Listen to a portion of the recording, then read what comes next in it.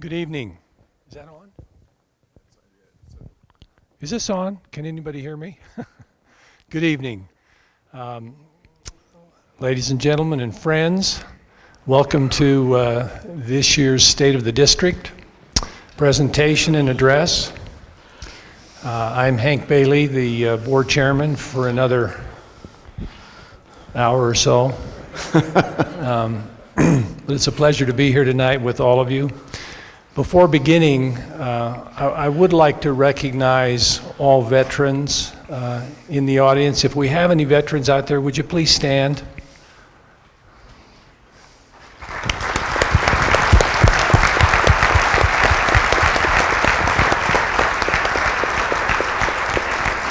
We salute you and we thank you for your service. And to any who may be parents or spouses of veterans, especially those who are serving in harm's way, we salute and thank you as well. And our thoughts and prayers are with those especially who are in harm's way tonight. It is my pleasure this evening to introduce the Board of Trustees of Laramie County School District Number 1, those who are brave enough to come out in this weather tonight. We'll start with Lynn Story-Heiler. If you'd please stand, Lynn. Lynn is currently serving as Assistant Treasurer. Newly elected Trustee Mark Clausen.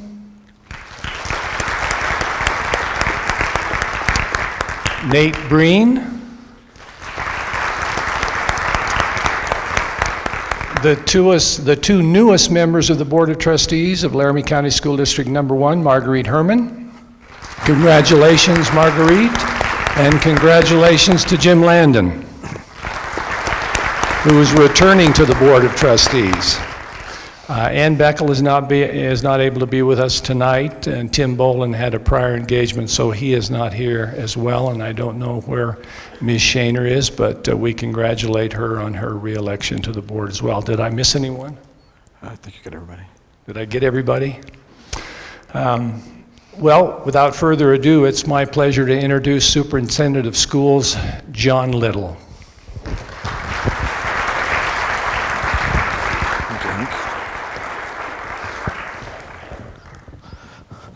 Thank you, Mr. Bailey, board members, and those that are willing to brave the cold. It's much appreciated. I see lots of district employees, but I also see some community members that chose to come. In 2 months from now, this will probably be the standard of weather in Wyoming, but those first days of weather, lots of times that does scare people away just a little bit. It's my pleasure to welcome you to our 4th annual State of the District Address. I would like to ask that we all stand now for Wyoming 61st Group Air Force Junior ROTC presentation of the colors. Thanks.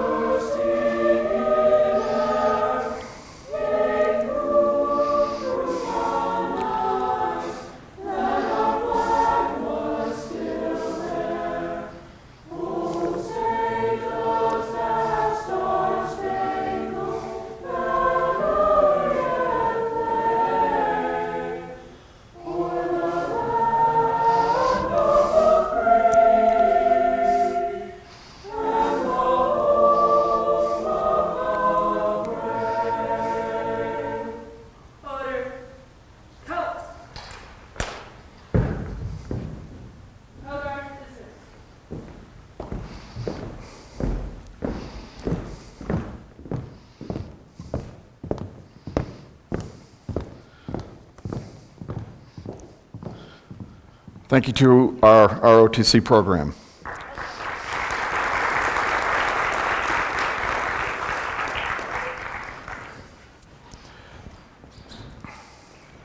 We would like to thank you all of the veterans who have served and are serving, for their honor, courage, and bravery in protecting the freedoms we enjoy. Without your service and sacrifice, we would not be where we are today. And so, in paying tribute, here are a few songs that convey the varying aspects of being a man or woman in uniform.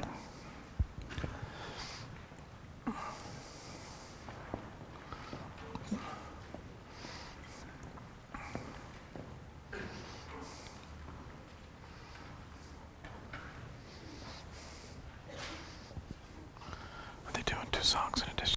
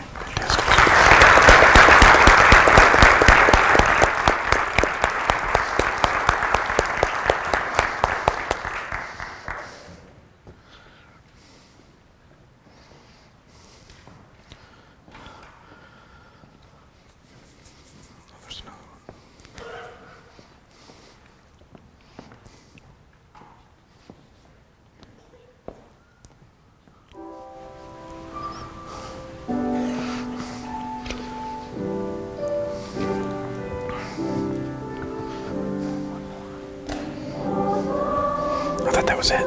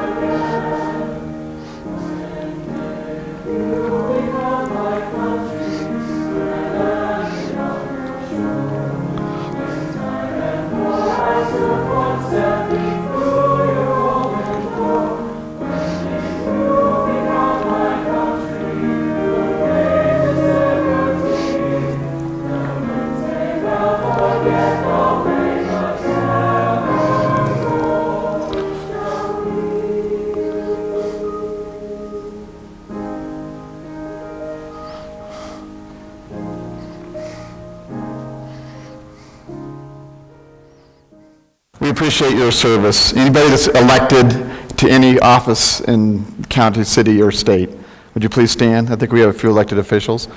A couple from the college, thank you.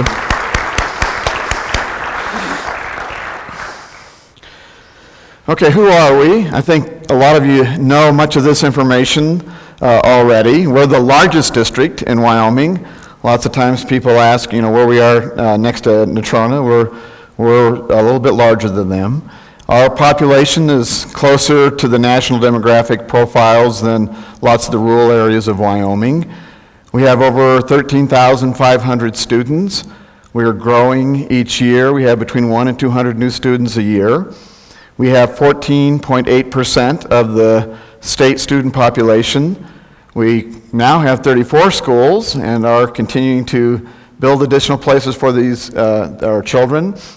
A lot of our growth is young families, and most of our growth really has been in the elementary the last few years. This compares our enrollment to the rest of the state. You can see Sheridan 3 at the top, and at the your bottom left is Lerman County School District number 1, and you can see the comparison to the other school districts. So Natrona, Campbell, Sweetwater, Albany, and then it drops from there. This is our enrollment by grade. You can see our largest enrollment currently is at the 9th grade, and then followed by first and third. So you can see that primary group coming up.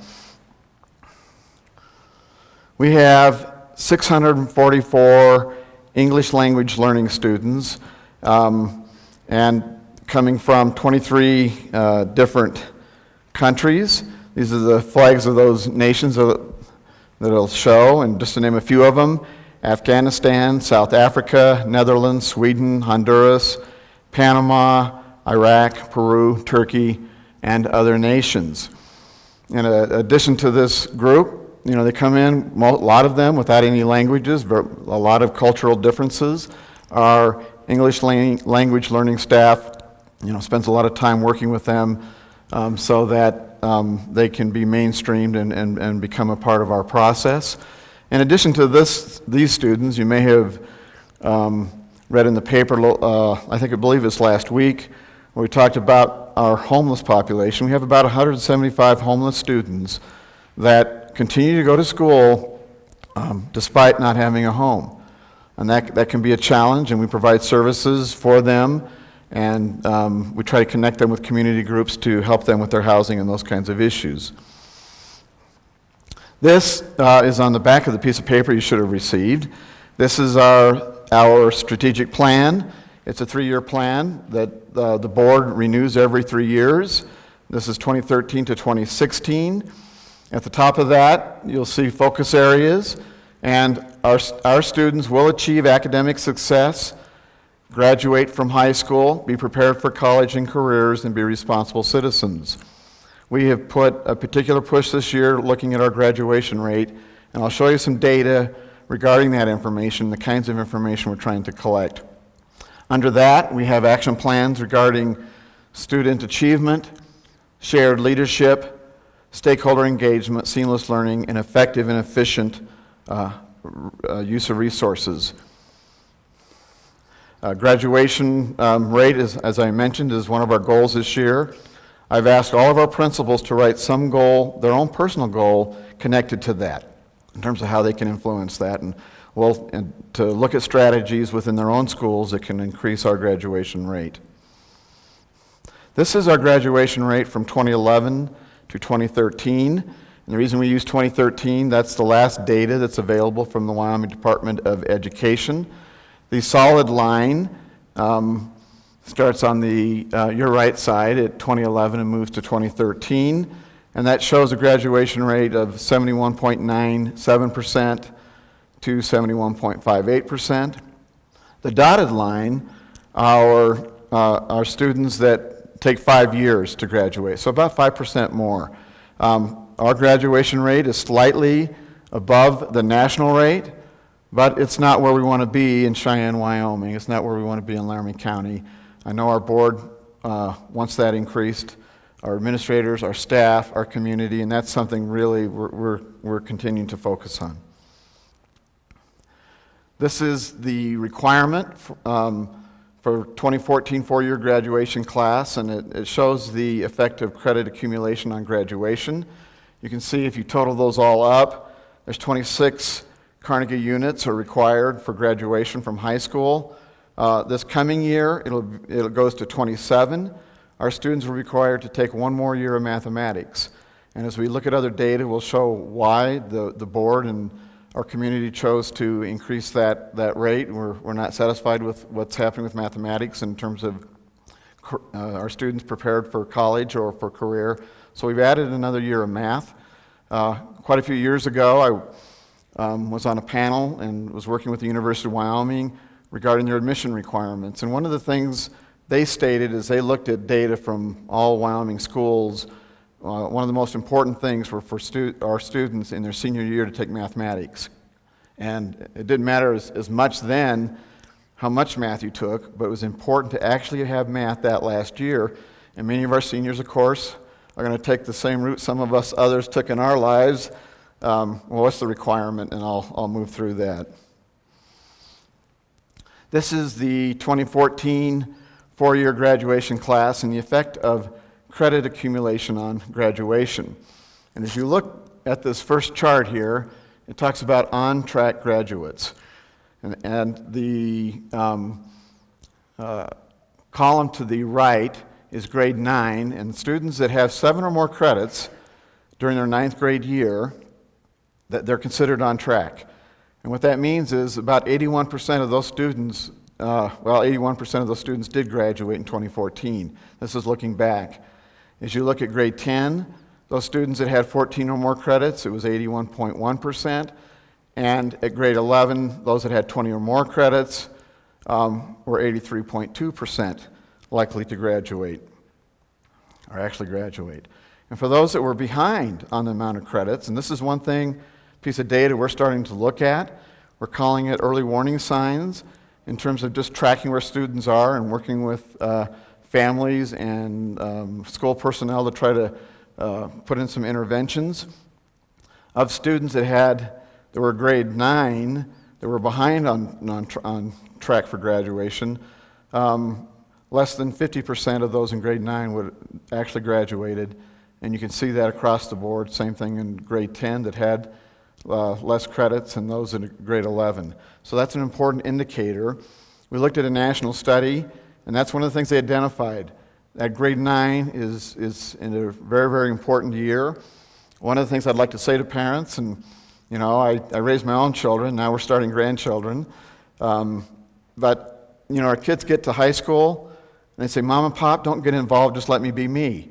Well, that's the time you ought to really step it up. It'd be my advice, having raised a couple of children, is to stay involved and continue to communicate with kids about how they're doing. And that grade 9 is a critical year, as you can see, just based on that data right there. This is the 2014 four-year graduation class GPA at last enrollment. And as you look at our grads on the right side of the screen, their GPA on a 4-point scale, which we're all familiar with, was a 0.92. And if you look at the non-grads, the GPA rate was 1.98. So how well you do in those courses makes a difference ultimately in graduation. This is the median attendance for 2014 graduates and non-graduates.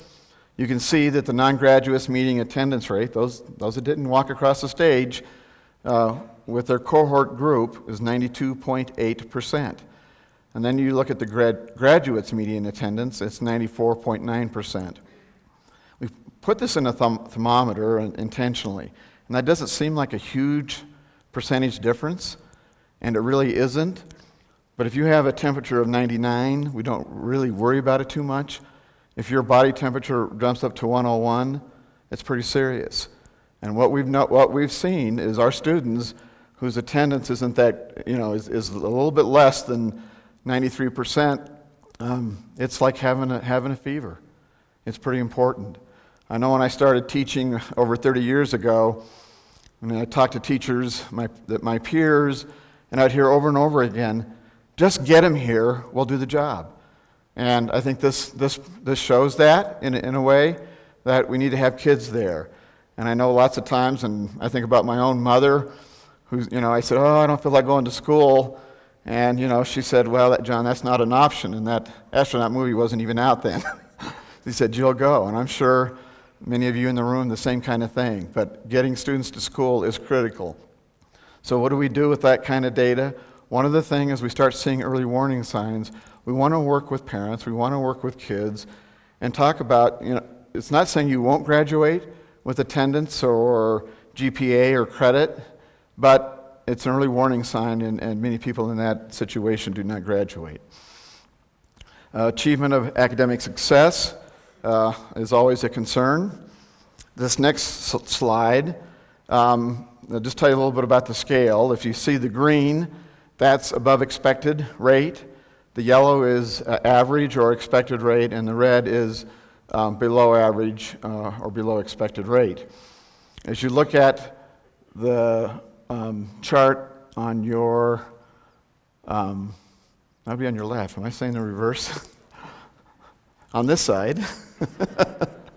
On my right, that's the pause reading effect size for 2013-2014 rate. And this compares us to other folks in Wyoming. And you can see the 2013 rate, the 2014 rate, and then it's all yellow. That means we have an expected rate of improvement on that. And if you look at the pause math effect on the other chart, you can see it's expected or above expected rate.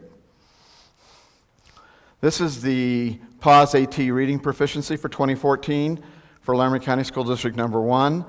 Our district is the brown bars. Silver is a Wyoming average. As you look at that, we're fairly close at following the state. Some areas we're below. In grades 6 and 11, we're above average.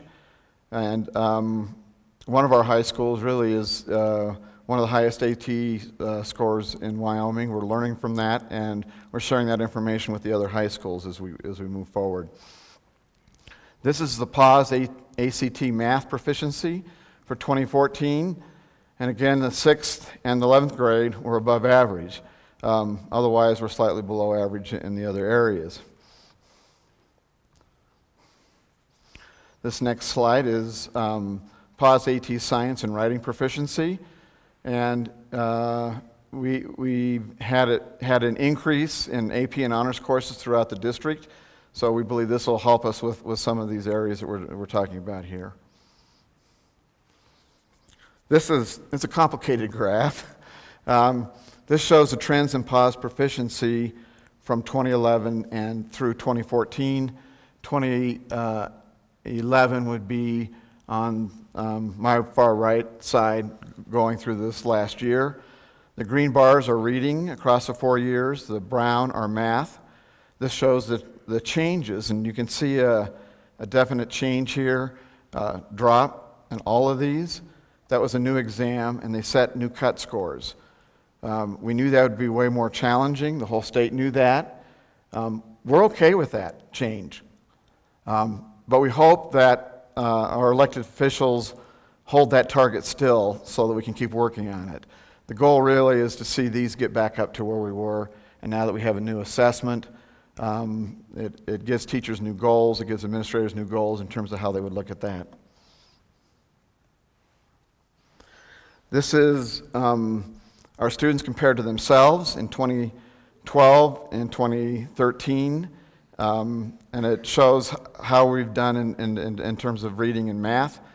As you can see, this is 2012-2013 year in this chart right there. Can you see that arrow up there or not? Does it show? All right. I learned something today about doing a highlighter. No, that's not what I need.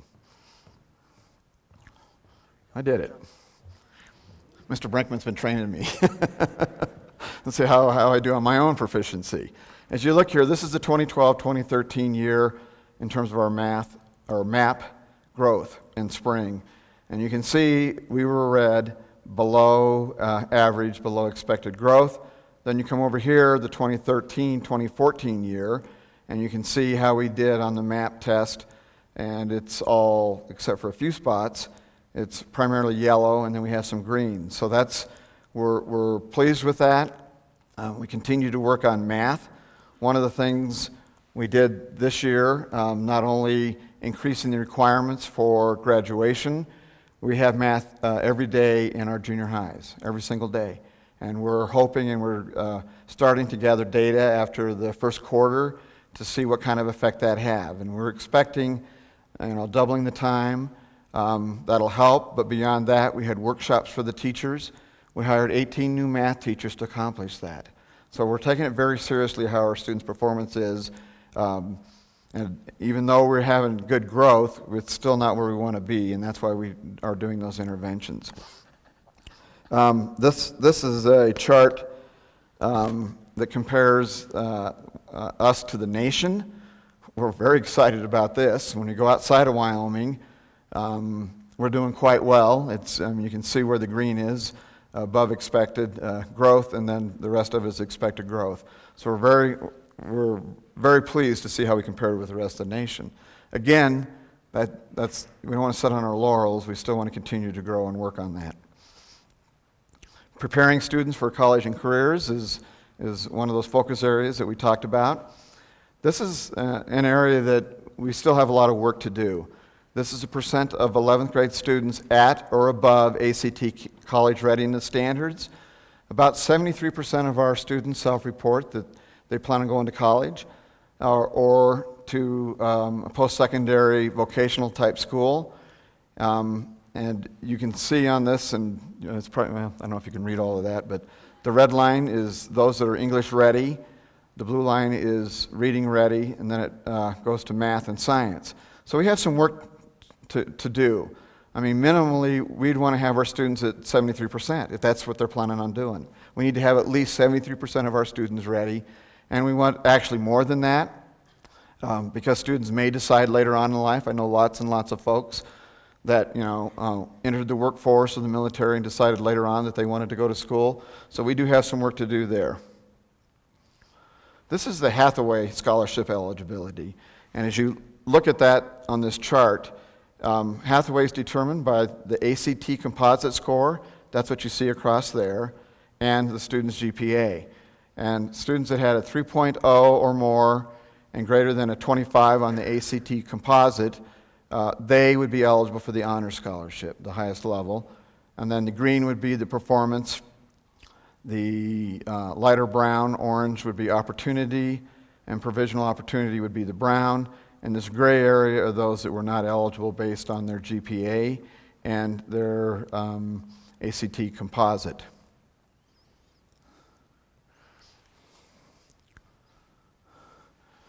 Okay, that's if all those students decided to go to a community college or the University of Wyoming, that's roughly $591,360 that our students are eligible per semester for scholarship.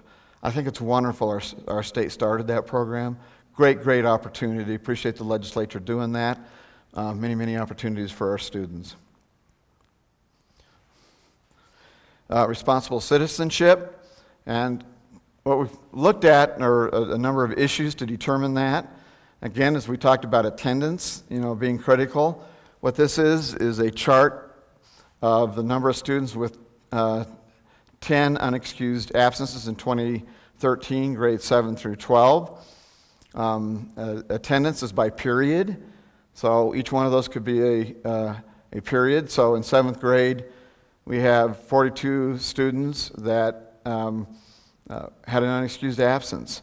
And I think this is kind of interesting watching this. As time goes, they seem to get more unexcused absences as they go toward their 12th grade year. This next chart is the percentage of students with 10 or more excused absences. As you can see, it puts it in percentages. Very little in kindergarten and obviously growing toward their senior year. This is chart is infractions resulting in long-term suspensions or expulsions. And you can see in 2010-11 we had 100. It changes slightly, drops to 68, 81. But over time, if you're drawing that line, we're gradually reducing that rate in terms of long-term suspensions or expulsions. This breaks it down by gender. Probably no surprise. The blue line up there are males, and then the red line are females. So certainly something we can always learn from females, right, guys? How to behave. So what do students do to make that causes this? And this chart on this right there starts at 2010-11 and goes to 2014. So you can see some ups and downs, although we've got some good decreases in some of them. But the number one reason students have long-term suspensions or expulsions are bringing weapons to school. The majority of those weapons are knives. Majority of those do not result in somebody threatening somebody. There's a small percent where that does occur. The concern we have and why we have zero tolerance, as you know, if people get emotional, they get in the middle of a verbal engagement that could go physical. If they have a weapon, a knife on their possession, it could be tragic consequences, and you see that all over the nation. Fortunately, that's not happened in this school district. That's why we take that very, very seriously. The second thing are drugs, and third would be disorderly conduct, and the next one would be threats and intimidation, battery, and then the last one's fighting. The difference between battery and fighting is when it's battery, it's somebody hits someone, they don't engage back, and somebody may slap somebody or punch somebody, then we'd consider that battery. So those are the reasons that students are long-term suspended or expelled. This is a rate by grade level. And again, I think it's quite interesting. You look at 7th and 8th grade, a lot of those are pocket knives that kids are bringing to school. I think we need to do a greater effort. I think parents need to do a greater effort about having a discussion with their children regarding that.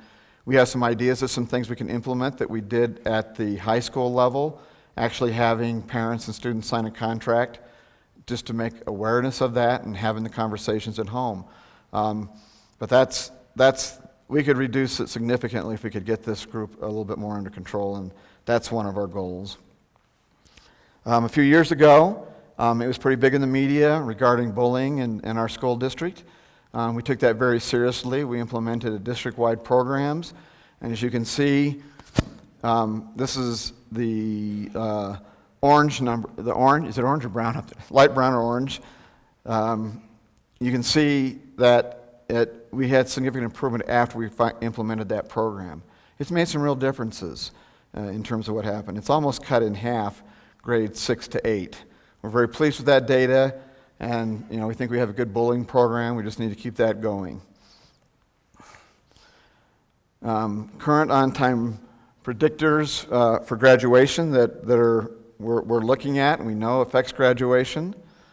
You'll see discipline events, credits earned, retentions, lifetime attendance, suspensions, total Fs, in-district mobility rates. And what that means is moving students around from school to school.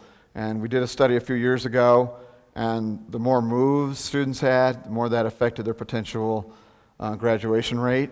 Trying to get schools built. Prairie Wind should be open this next year. We have another elementary that's getting started in the design phase, Meadowlark Elementary. That will help so we're not bouncing kids all over the school district. And we've improved that significantly. Talking to our staff, Mr. Bartlett, I think we've cut that about in half over the last 3 years of the numbers of students that moved. There was some legislation a few years ago that talked about 16 to 1.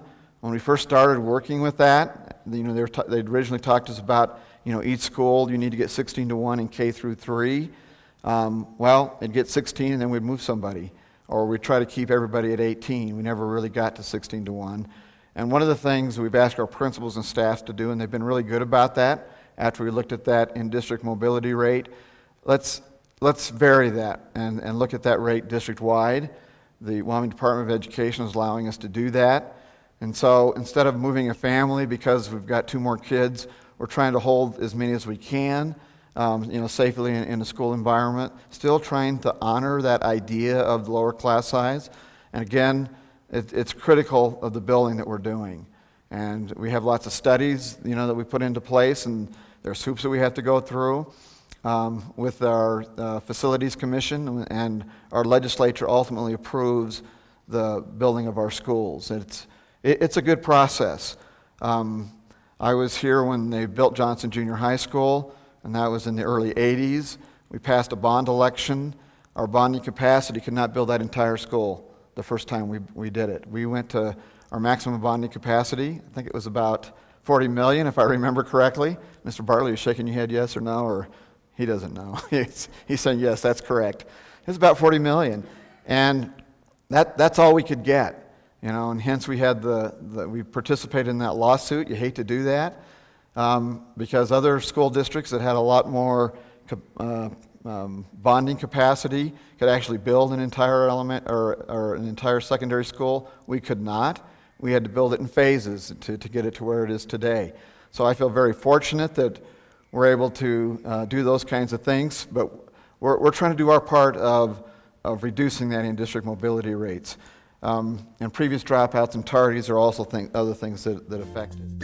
The mission of Laramie County School District Number 1, in cooperation with students, parents, staff, and the community, is to guarantee a high-quality education and a safe and orderly environment for all students, inspiring them to become lifelong learners and responsible, productive citizens.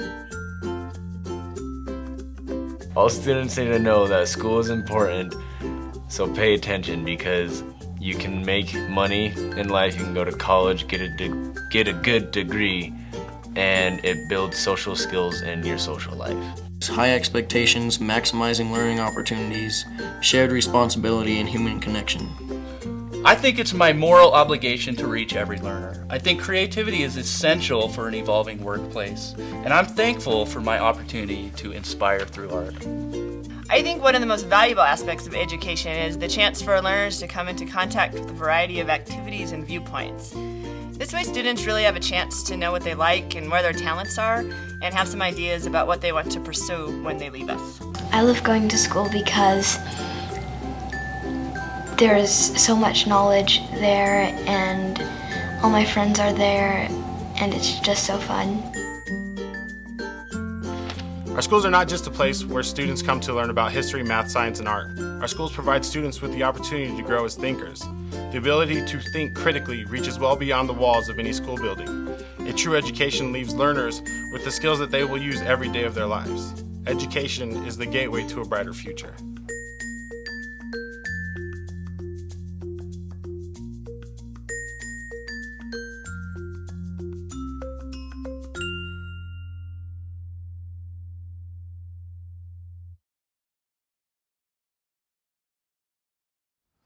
How about a round of applause for the Bison Broadcasting?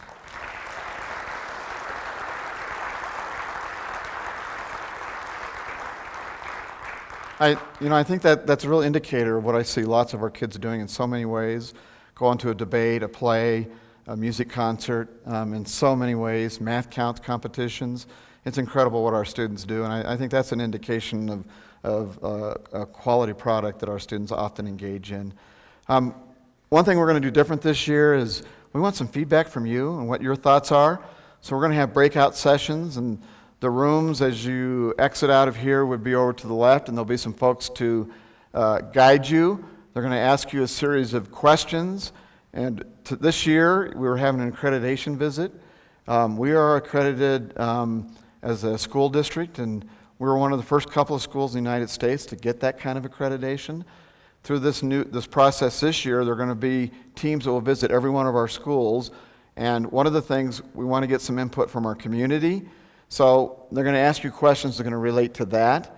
We also have, if you haven't filled it out yet, surveys that's on our website that's under accreditation, and they're asking parents to give us feedback on their students' schools and on our overall district. If you haven't done that, we sure would appreciate it.